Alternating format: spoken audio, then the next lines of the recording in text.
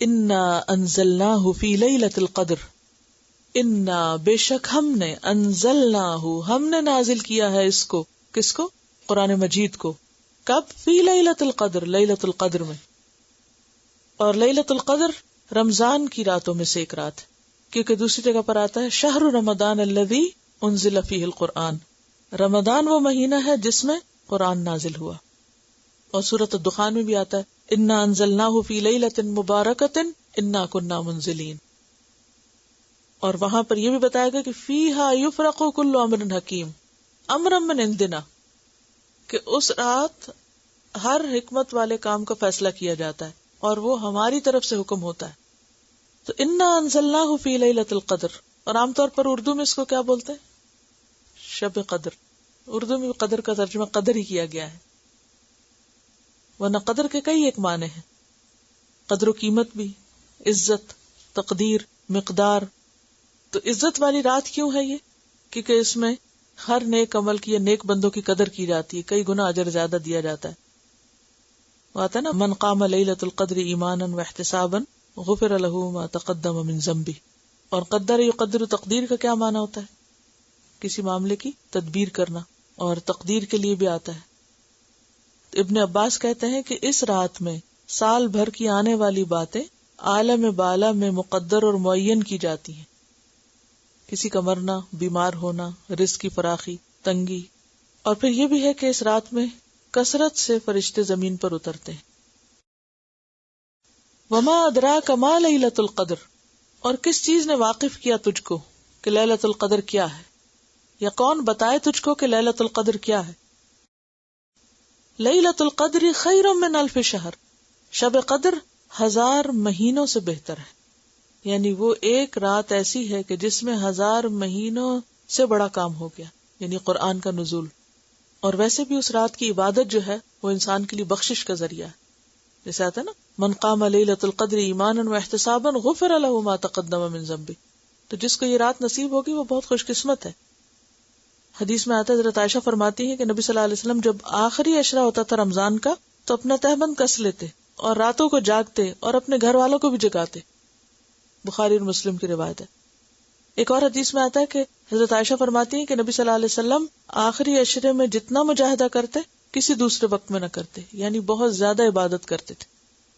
اور حضرت عائشہ نے پوچھا تھا نا کہ اگر کسی کو لیلۃ القدر نصیب ہو تو وہ کیا پڑھے، تو آپ نے کیا دعا بتائی تھی؟ اللہم انک عفو تحب العفو فاعف عنی. تنزل الملائکۃ، اترتے ہیں فرشتے. تنزل اصل میں تھا تتنزل، یعنی اترتے رہتے ہیں، یکے بعد دیگرے اترتے چلے جاتے ہیں، اور اس کثرت سے اترتے ہیں کہ زمین بھر جاتی ہے. فرشتوں کے لیے جگہ نہیں رہتی زمین پر، ساری زمین کو ڈھانپ لیتے ہیں. تنزل الملائکۃ والروح، اور روح بھی اترتے ہیں. روح سے مراد جبریل امین ہے. فیہا، اس میں. اور بعض نے کہا انسانوں کی روح ہے، لیکن ملائکہ کے ساتھ روح کا لفظ جب آتا ہے تو انسانوں کی روحیں نہیں بلکہ جبریل علیہ السلام ہی، کیونکہ ان کو روح امین بھی کہا جاتا ہے، روح القدس بھی کہا جاتا ہے. بِإِذْنِ رَبِّهِمْ، اپنے رب کے اذن کے ساتھ. من کل امر، من یہاں بے کے معنوں میں، یعنی بکل امر، ہر چیز کا فیصلہ لے کر، ہر چیز کا حکم لے کر، یعنی جو اگلے سال میں انسانوں کے مقدر ہوتا ہے اس کو لے کر اترتے ہیں. سلام، سلامت ہے، سلامتی ہی سلامتی، یا سلام ہی سلام ہے. ہی وہ کون؟ رات، یعنی رات سراسر سلامتی ہے. حتی مطلع الفجر، حتی کہ فجر طلوع ہو جائے. اور مطلع ظرف ہے، طلوع ہونے کی جگہ یا طلوع ہونے کا وقت. سلام ہی حتی مطلع الفجر، یعنی اس رات میں اتنے فرشتے اترتے ہیں، اتنی رحمت، اتنی خیر اور اتنی برکت اترتی ہے کہ ساری رات اس کا سلسلہ چلتا رہتا ہے. کوئی رات کے پہلے حصے میں جاگے، کوئی آخری حصے میں، کوئی پوری رات، جیسا بھی کسی کو توفیق ہو، جتنے بھی وہ خزانے سمیٹ سکے. تو بات یہ ہے کہ اس میں سلامتی ہی سلامتی ہے. اس رات کو اتنی فضیلت کیوں دی گئی کہ یہ 1000 مہینوں سے بہتر ہے؟ کس چیز کی وجہ سے؟ قرآن کی وجہ سے. یعنی جس قرآن کی اتنی قدر ہے، اتنی قدر و منزلت ہے، اتنی عزت ہے، اتنا شرف ہے کہ جس رات میں اتارا گیا اس رات کو اتنا مقام مل گیا. یہ بالکل وہی کانسیپٹ ہے نا جیسے تین اور زیتون اور طور سینین اور بلد الامین کو کس وجہ سے اتنی عزت ملی؟ پیغمبروں اور وحی کی وجہ سے. 3 بڑی کتابیں یہاں اتری، ایک جگہ انجیل، دوسری جگہ تورات، تیسری جگہ قرآن. تو جگہیں بھی کس وجہ سے معزز ہو جاتی ہیں کہ ان میں کام کیا ہوتا ہے. مسجد کیوں افضل ہے آپ زمین سے؟ کہ وہاں عبادت ہوتی. تو کوئی بھی مقام، مکان، چاہے آپ کا گھر ہی ہو، جہاں اللہ کا ذکر ہوگا وہیں پر رحمت اور برکت نازل ہوگی. اور پھر وہ اوقات بھی بہت بابرکت ہو جاتے ہیں جن میں اللہ کا ذکر ہوتا ہے. اسی لیے آپ دیکھیے کہ رات کے اوقات میں تہجد کا وقت خاص طور پر عبادت کا وقت ہے. اور پھر رمضان کو کیوں عزت ملی؟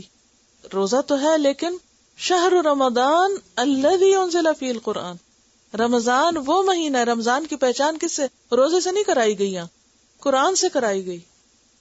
شب قدر کو قرآن کی وجہ سے عزت دی گئی، البلد الامین کو اسی وجہ سے عزت دی گئی.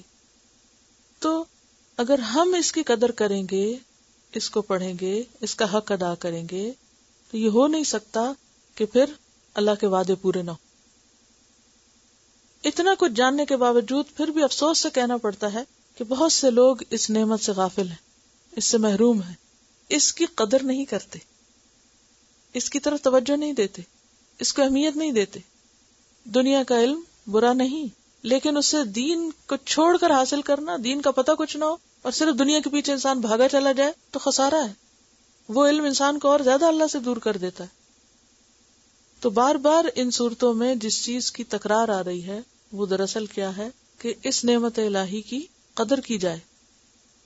قرطبی نے ایک حدیث روایت کی ہے کہ جس شخص نے قرآن سیکھا مگر پھر اس کو بند کر کے گھر میں رکھ دیا یا لٹکا دیا، نہ اس کی تلاوت کی پابندی کی، نہ احکام میں غور کیا، قیامت کے روز قرآن اس کے گلے میں پڑا ہوا آئے گا اور اللہ کی بارگاہ میں شکایت کرے گا کہ آپ کے اس بندے نے مجھے چھوڑ دیا تھا، آپ میرے اور اس کے معاملے میں فیصلہ فرمائیں. جیسے ایک اور جگہ پر آتا ہے نا، القرآن حجت لک او علیک، یا تو قرآن تیرے حق میں حجت بنے گا یا تیرے خلاف بنے گا، یا تو تیری سفارش کرنے والا ہوگا یا تیرے خلاف مقدمہ قائم کرنے والا ہوگا. تو یہ کتاب کو معمولی کتاب نہیں. ہم اس کے لیے قدر و عزت و منزلت بس کتنی سمجھتے ہیں کہ بس اوپر رکھ دیں، یا پھر یہ کہ اس کو چوم لیں، یا یہ کہ اس کو صرف ظاہری عزت و منزلت دیں، جبکہ جس مقصد کے لیے آئی ہے اگر وہ پورا نہیں کیا جائے گا تو صحیح عزت اور قدر و منزلت اس کی ہو نہیں سکتی. وآخر دعوانا ان الحمد للہ رب العالمین. سبحانک اللہم وبحمدک، اشہد ان لا الہ الا انت، استغفرک واتوب الیک. السلام علیکم ورحمۃ اللہ وبرکاتہ.